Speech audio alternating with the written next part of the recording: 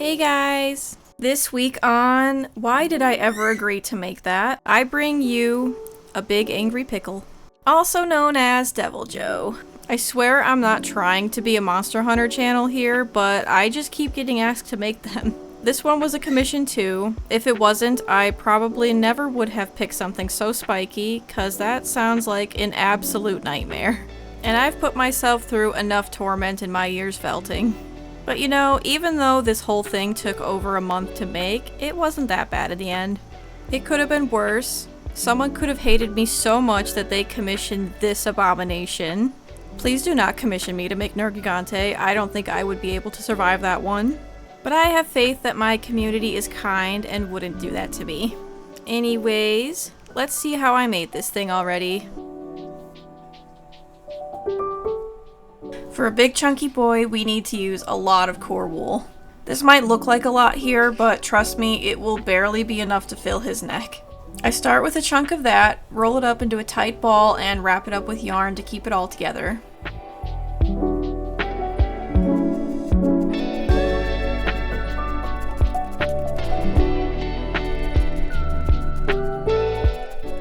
And then I do that a couple more times to give myself a good base to start with. My biggest weakness with everything I ever make is keeping them to the scale I agreed upon with the commissioner. Everything I've been making always gets so much bigger than intended and ends up costing way more than I charge. So that's the challenge here. Keep him less than a foot tall so I don't go broke making these.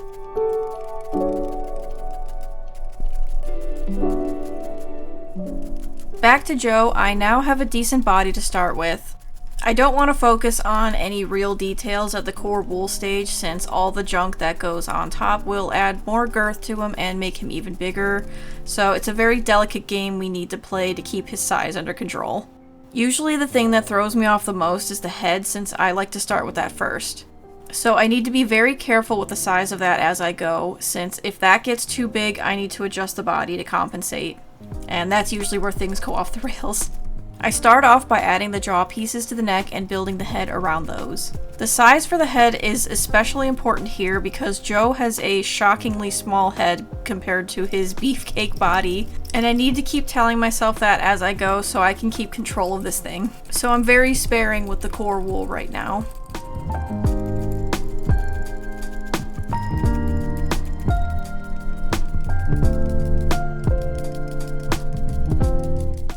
Once the bulk of it is on, I reshape it by cutting away pieces until I find a point that feels right to me.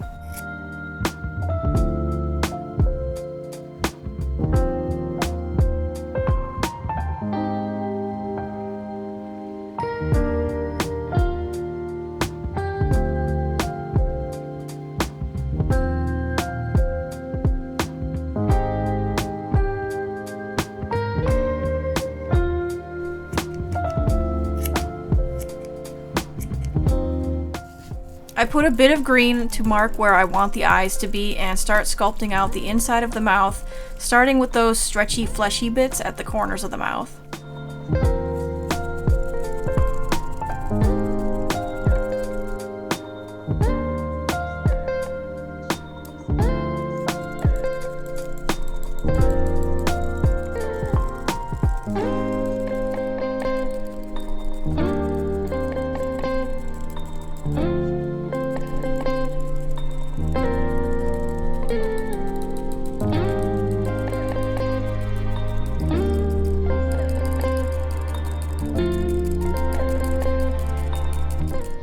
Next, I add in what I assume are the gums and fill in the rest of the mouth.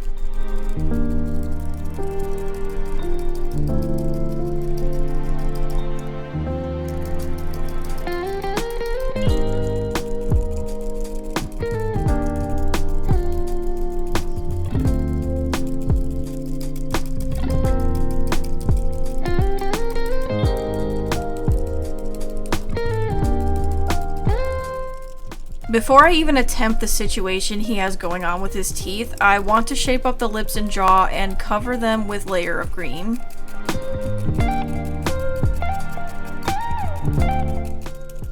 It was at this point that my husband walks in and tells me he's looking like something that would probably get me demonetized, So I really need to finish up this face before YouTube thinks so too. Having the body sticking out straight like a torpedo definitely isn't helping.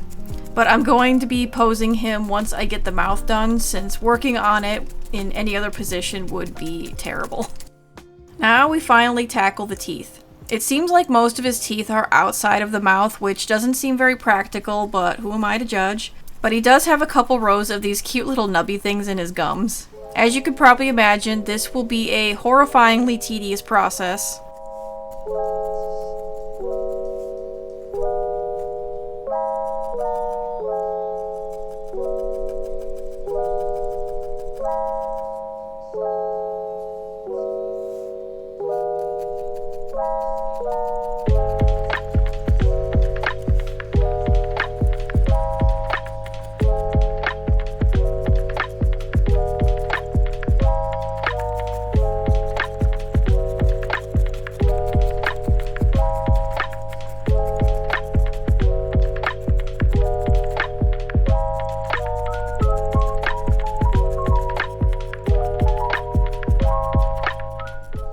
With each row of teeth outside the mouth, I add a thin layer of green on top so that they look like they're actually attached to the jaw.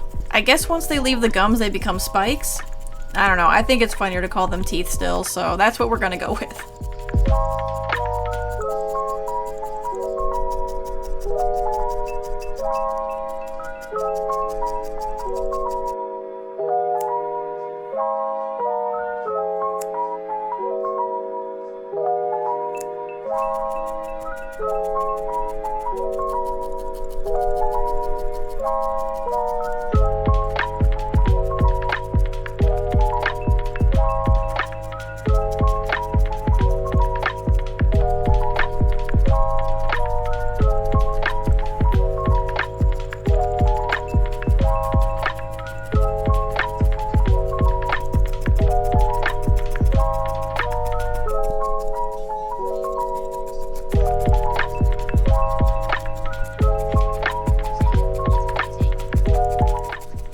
After way more hours than I'm comfortable to admit, I have fully toothed his chin. I go in and trim the ends of them to fix their sizes and make them a little bit pointier. I would also usually give them a bit of spray glue to hold the ends down and keep them from fraying, but there's more I need to do in this area, and that makes everything too crunchy to deal with for now. So I have to try and not mess with it as much as possible. Before I do the top jaw, I make his little tongue.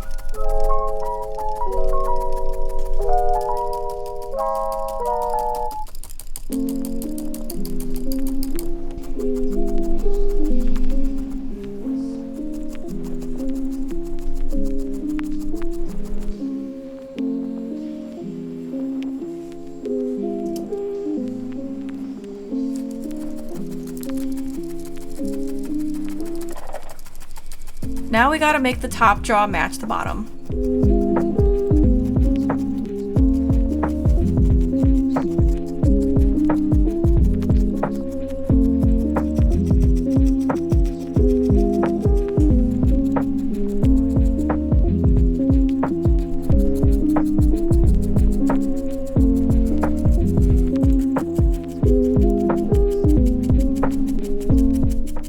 Once the last tooth spikes are done, I finish the snoot by adding in his nostrils. I start with a layer of pink for the inside and then cover that up with some more green.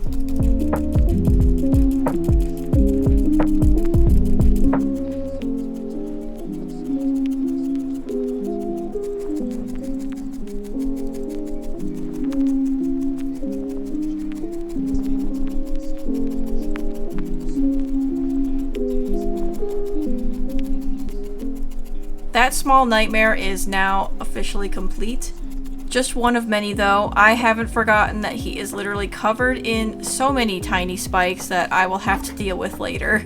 But for now, I can pose him properly and start shaping up the body so I can finally finish his head completely. First thing for that, I need to cut away at the neck and turn it to face the side.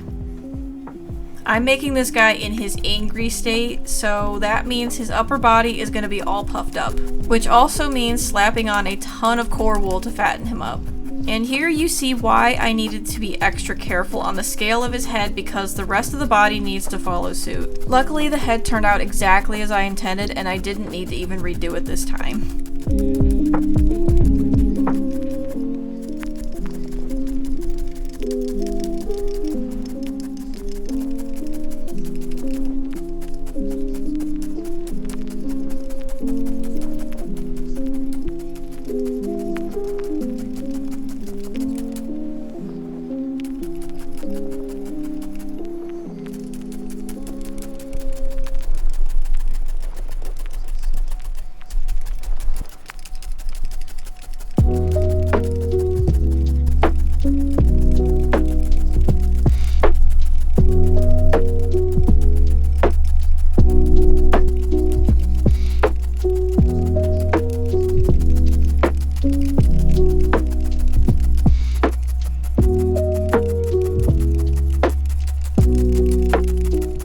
Because wool goes on quite lumpy and uneven at this size, I need to trim away a good amount of it to reshape it. I also overdid it on the back hump a bit, so that needed to be a lot smaller.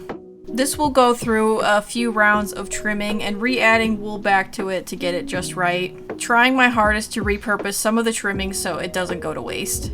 As you can probably tell, I was a little aimless with this. I was just adding on large balls of wool all over, hoping that it eventually makes sense. Lucky for me, after a certain point, it all just starts to click and gets a lot easier to visualize.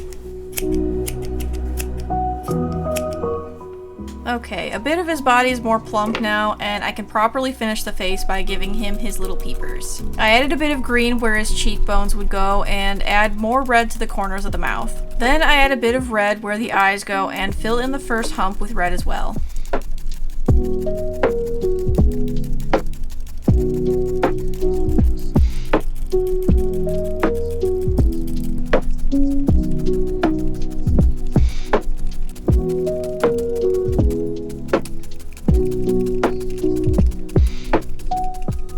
I put his little eyes in and build up the rest of the facial structure around them. Don't get attached to these goofy looking things. I changed them out for much nicer glass ones later. But of course, I forgot to record that part, so towards the end of the video, he will just have them suddenly. Back to finishing up the head now, I continue to shape up the jaw and neck. He does have lots of little bumps and scales everywhere, but I will worry about those details a bit later.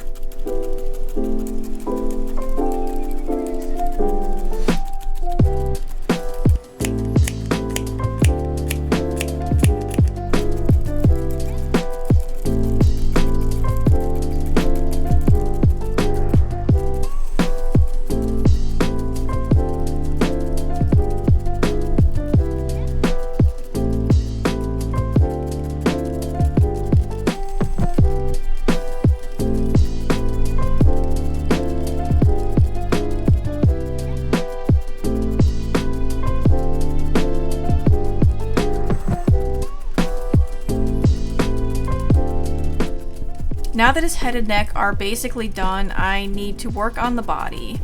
And then I realized it would be a lot easier to do all of that once his arms and legs are on so that I can build up around them. So I'll start with his legs, which are quite large and chunky. But luckily he has the most basic T-Rex legs ever, so no weird shenanigans going on with them. Aside from a large number of spikes, which I am putting off for as long as physically possible because I really do not want to think about how much work that will be for me. I bend a wire into the shape of the leg and try my best to envision how it's going to look covered in wool so that I don't make these too big. I bend the other leg to match and keep both of the wires attached to each other. I found that this really helps keep the guy I'm working on standing firm and not like splaying out. That being said, I do still have to double up the wire because he is so big and heavy that he needs all the help to hold up all that girth that he can get. I leave a little bit of wire sticking out the bottoms of where his feet will go so that I have something to stick into the base later on, because there ain't no way he's gonna stand without a base. I wrap both of the leg wires in wool and tie them down with yarn.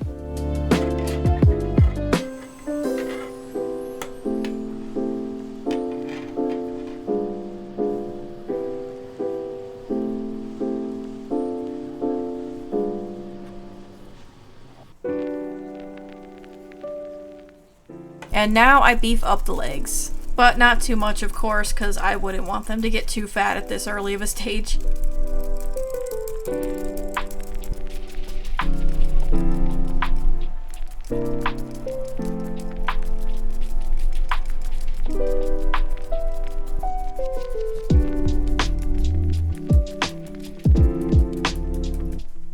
With that done, I can now cover the calves and knees in green wool. I'll save the thighs for when I attach them to the body.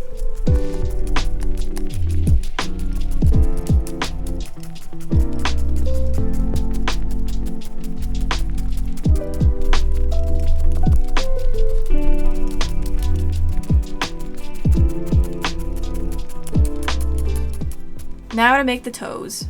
When Joe gets angry, all of his spikes and claws turn red, and it makes him look like he painted his nails, and that thought makes me very happy. I always start with the claws first and build the toe around that since it seems to work better for me that way.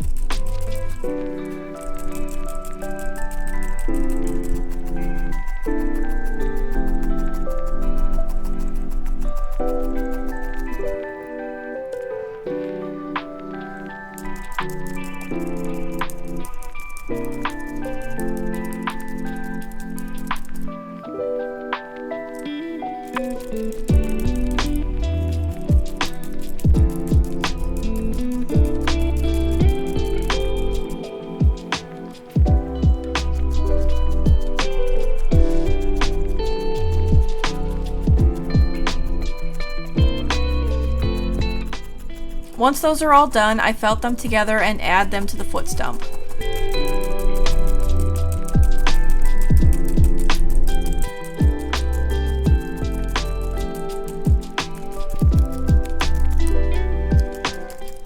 Then I build up the shape of the whole foot and go up the leg to get it to more of a finalized state before I add on the scales.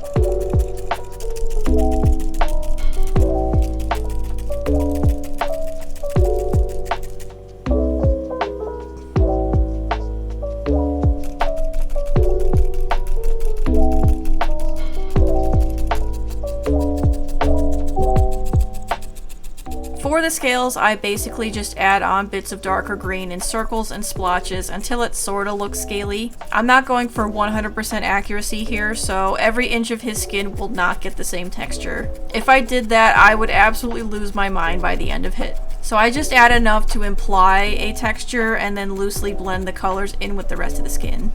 It's kind of hard to explain my process here, it's all just vibes in the end.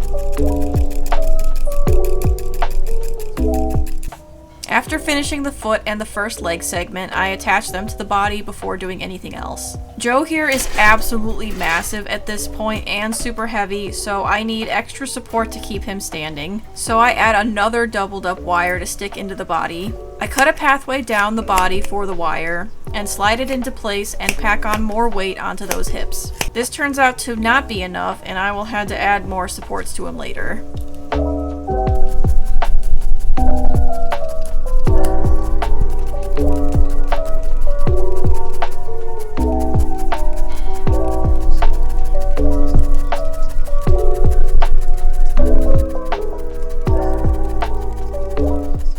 One thing I hate about making giant things is that it's an actual full body workout. I mean, look at how I need to wrestle this guy just to crunch him into the right shape and then aggressively stab wool on top to hold it down. I genuinely get so sore after a couple nights of doing this. But I am also very much out of shape, so that may play a part in that too. You may also notice my hair trying to photobomb the shot a few times. That's proof of how much I needed to hunch over this thing to try to tame him down.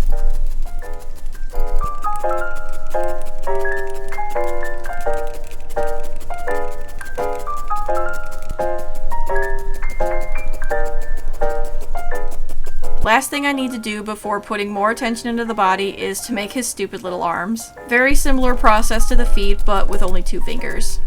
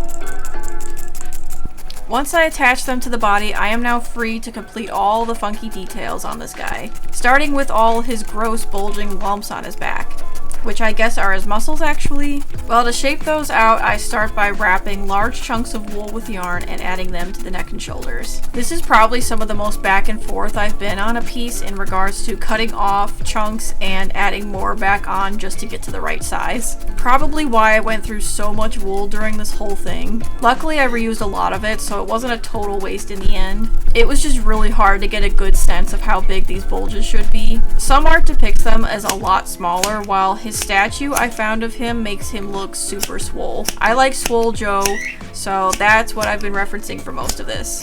By the way, if you're ever in the position of needing to cut a ton of wool like this, I would suggest wearing a mask. There are so many microfibers flying around all over the place, and it's probably not good for my health to be breathing that in. Anyway, now with all of that trimmed down, I can finally add the color, starting with a flat layer of red.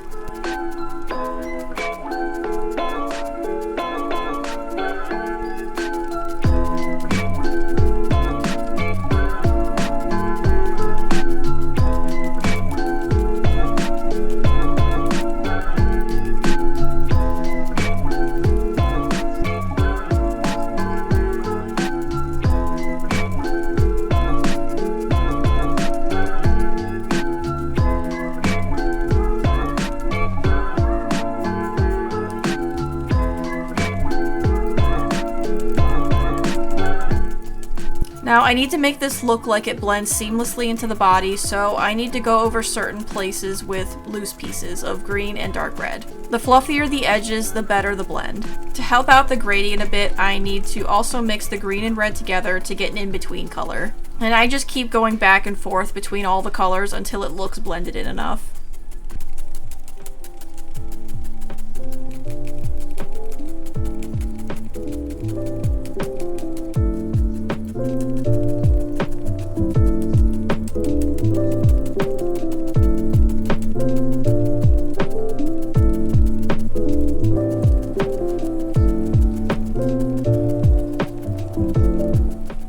Now that that's done, I can start on the next worst part of this man, all of those freaking spikes. I do still prefer this over the scale hell that is Basil Goose. At least the spikes are all really small. there's just a lot of them. There's trails of them going along his bulging muscles, so I'm going to start with those since I don't have to felt them separately first. I start by just placing them down first and then going over them again later to refine the details a bit. This way, if I need to change how they're positioned or sized, I can easily do that without losing out on a lot of work.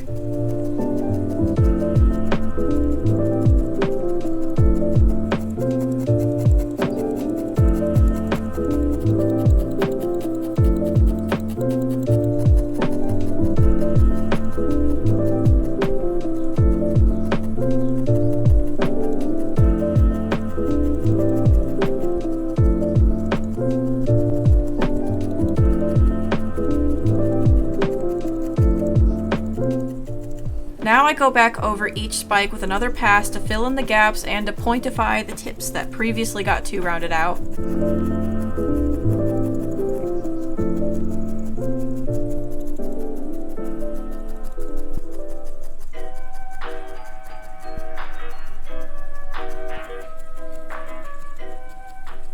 Then I go back over the other side with the various shades of red to finish up these spikes for good.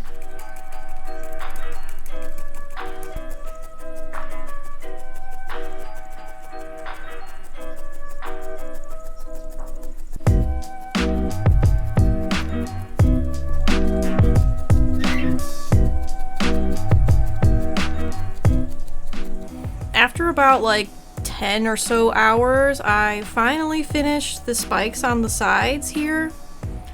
And now for my favorite part. Having to do all of that all over again. I'm so excited.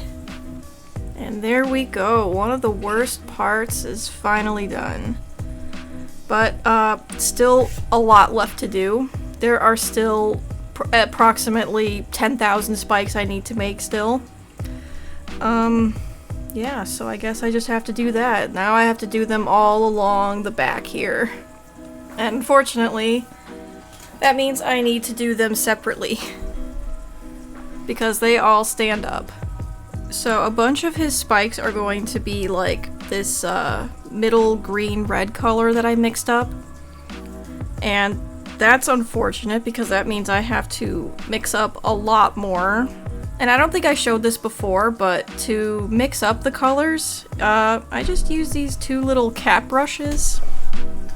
So I take a bunch of one color, kind of give it like an even like 50-50 split. I pull it apart just a little bit to get it going. And then I use these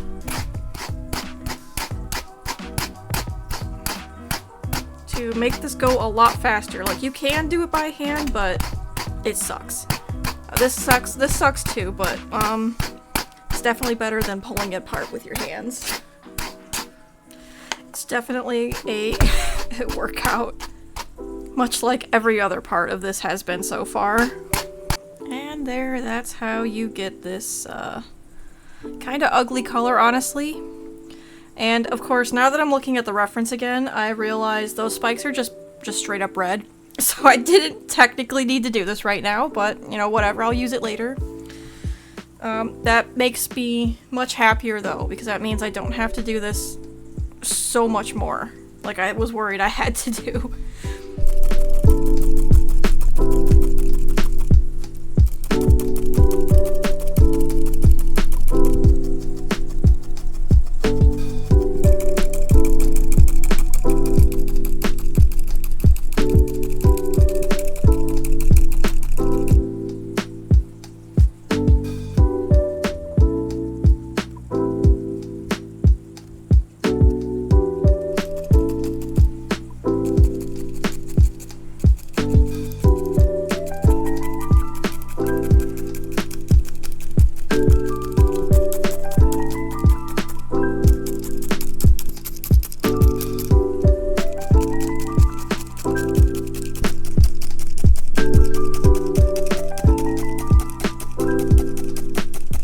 The belly also has some spikes because of course it does.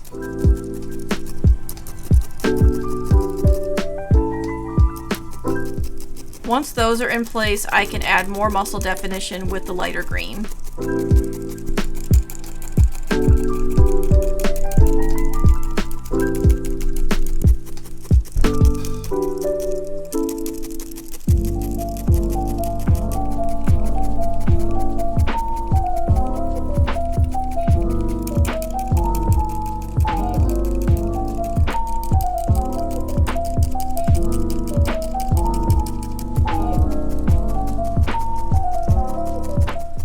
I also re-add the darker green in some spots for a bit of shading and variation.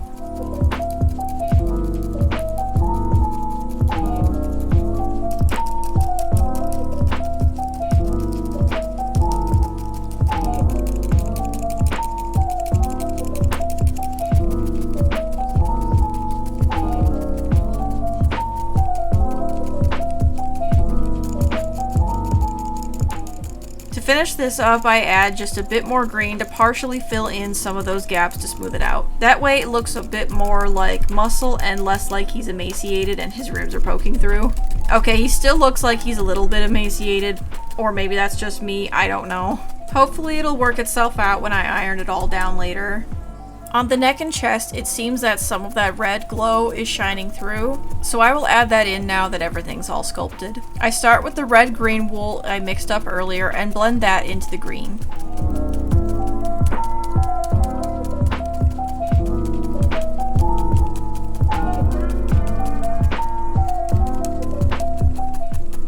I also put another thin layer of red on top of that after.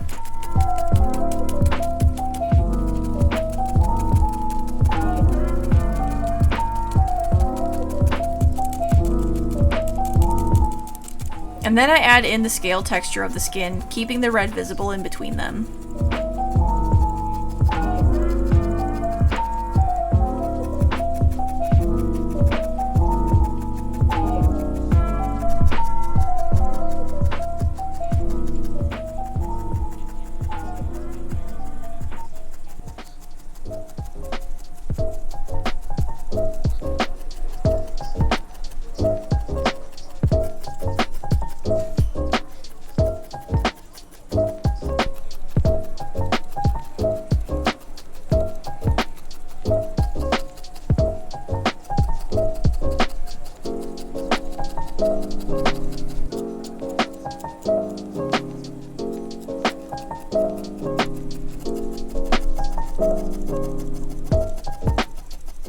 Now that the torso is mostly done, I want to go back to those thighs, which I forgot weren't actually finished yet. To do that, I need to make many more spikes.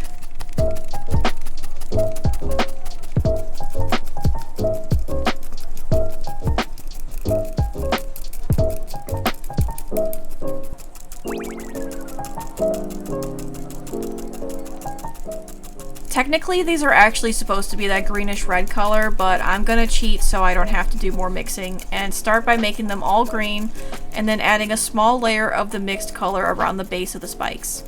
I probably should have just used the same red as the other spikes for the sake of continuity, but too late now.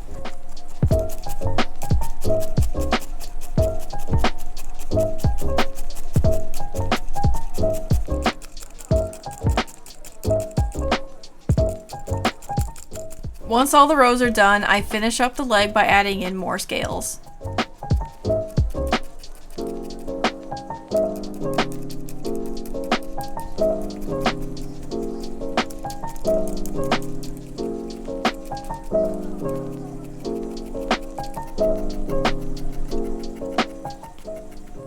Finally, the body is just about done. There's still a little bit more I have to do, but now I'm finally going to move on to the tail, which is super thick. It's gonna need a lot of wool, and that's where a lot of the scraps from earlier will definitely come into play. But I also thought it would be fun to bring back an old friend. This was one of the failed attempts at the basil goose I made earlier, so I thought, you know, it would be pretty fitting to have them join forces, and he will help be the core of this man's tale. So yeah, I mean, let's do this. The tail is about as long as the body itself, so I measured out the wire to be about that length, and then folded in half for extra strength. I cut a pathway out of the back since I can't get the wire to go in deep enough otherwise. Now I start piling on all the old scraps to build up a nice girthy core, starting by skewering Bagel's face onto the wire.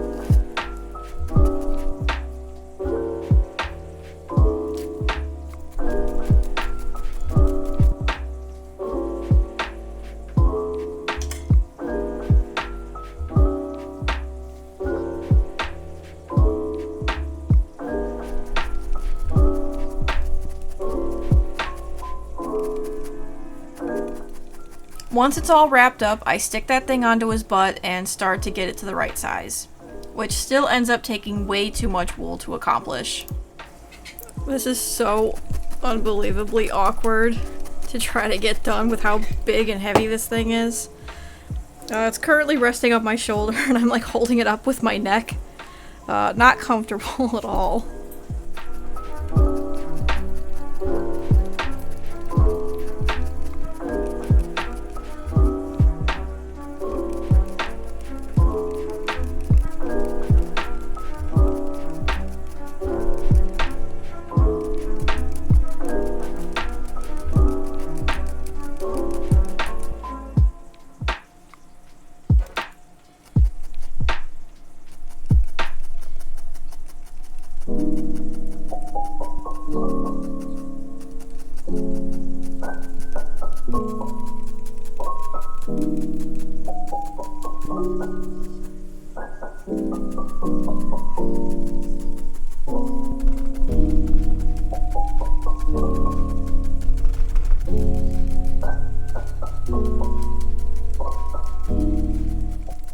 Now I cover the whole thing in 2 tones of green and blend those together.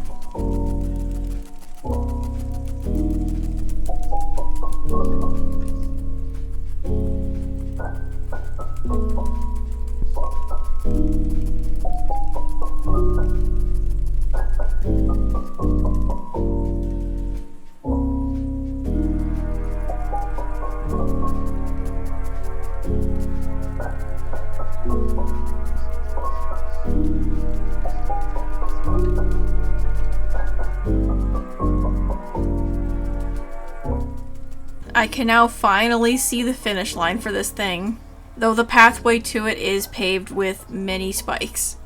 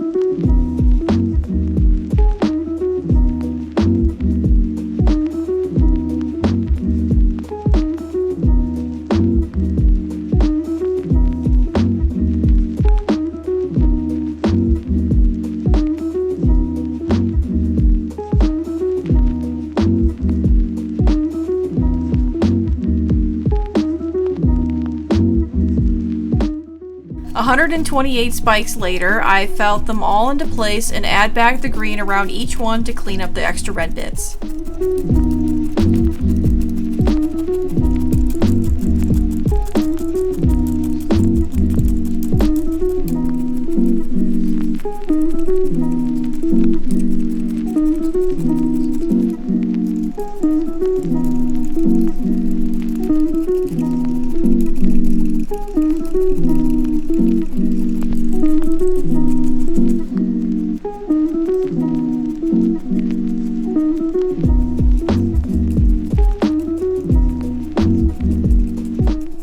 Now I can finish up the tail by adding on some scales to add some texture to the skin. To start that process, I put down the colors that will be the in-betweens for the scales first and then blend it all together.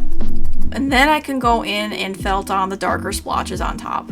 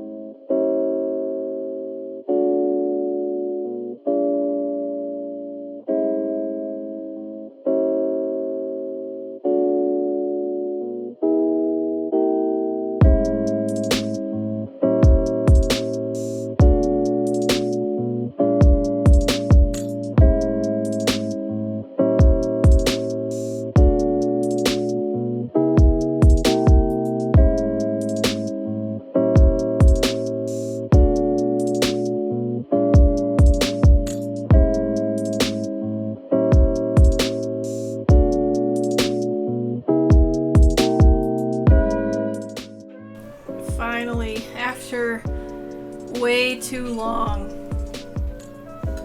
he is done. Well, the felting part is done. I can't even fit him in the frame. He's,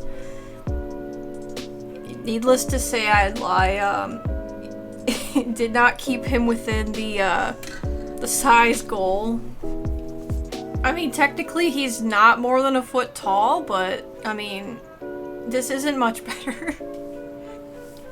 But that's okay. I just need to do actual planning next time to prevent this from happening every single time I have a big project. We're in the home stretch now, guys. Before I mount him, though, I want to give his spikes the same treatment that the teeth got. And that's by spraying them with glue and trimming them down to be nice and pointy. I cover up the parts that aren't spike so that the body doesn't get any glue on it, and pinch and manipulate each one so that they dry exactly how I want them to.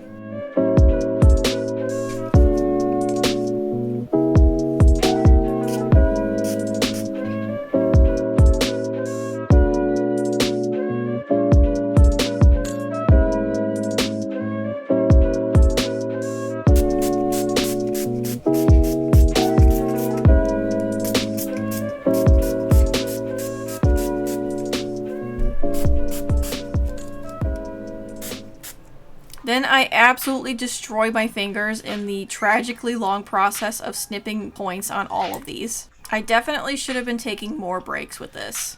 Lesson learned? Probably not.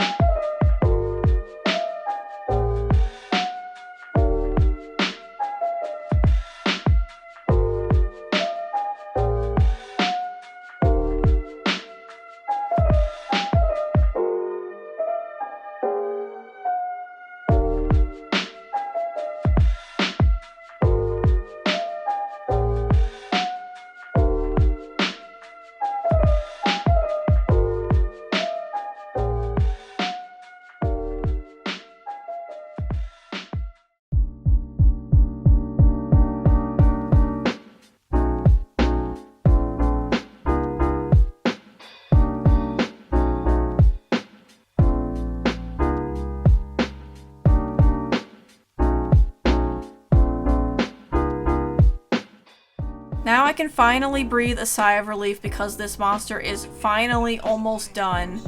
We just need to mount him to his stand so that he doesn't have to rest on his chin anymore. I went with these large basswood boards, but to make this work, I need to thicken them up by hot gluing 2 of them together. I need 2 more hot glued as well. But before I do that, I need to do some marking first. The wires in his feet, of course, are not enough to hold him up. It's not ideal, but I think the best approach is to use acrylic dowels for extra support. It will also take some strain off of his weak little chicken legs. I probably don't have to do this, but I wanted the dowel to sink into the base slightly so that it will look a little cleaner from the top and there wouldn't be any hot glue showing. So I need to figure out where that will go by lining Joe up on top here and lightly marking the board with a pencil. I also mark where the wires will go while I'm at it. I don't have a drill bit big enough for the size of this dowel, so I'm gonna carve out a janky hole myself. I'm not sure why I decided to use an X-Acto knife at first because I have a whole set of wood carving chisels that would have been much easier to use. And somehow this worked out very well for me. Only a tiny chip at the edge after sanding it, but hey, we can't have everything, can we? Now I can glue that one to the second board as well and then bust out my drill for the wires.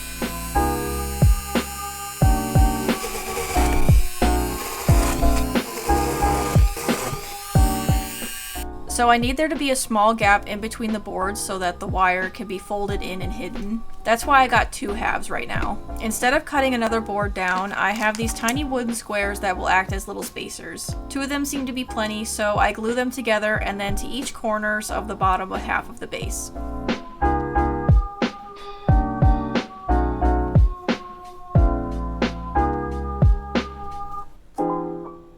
Then I go ahead and add more throughout the base for extra support. Before anything else, I need to sand the surface and edges down with a palm sander to get rid of the splinters. Now that it's all nice and smooth, I measure out how long I need the dowel to be and use my pliers to lightly score into it so that I can break it nicely on the edge of my table.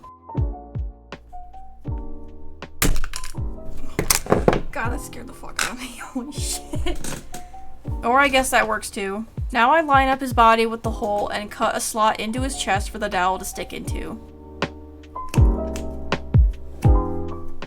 With that marked, I finagle his leg wires into the holes and fold the wires underneath.